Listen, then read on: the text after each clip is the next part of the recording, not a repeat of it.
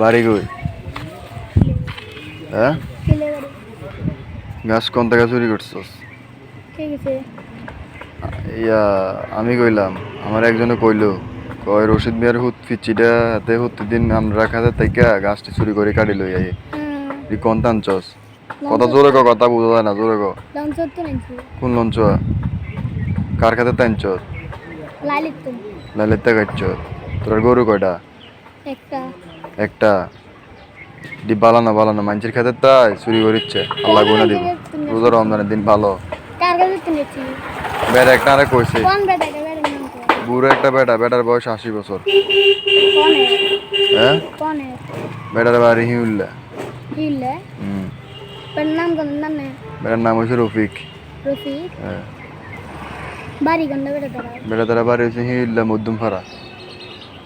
বেটারা লাগল হলে কইস কি তো আন্না নামে উল্টাল্টা কথা কয় নাই, কত চুরি করছি।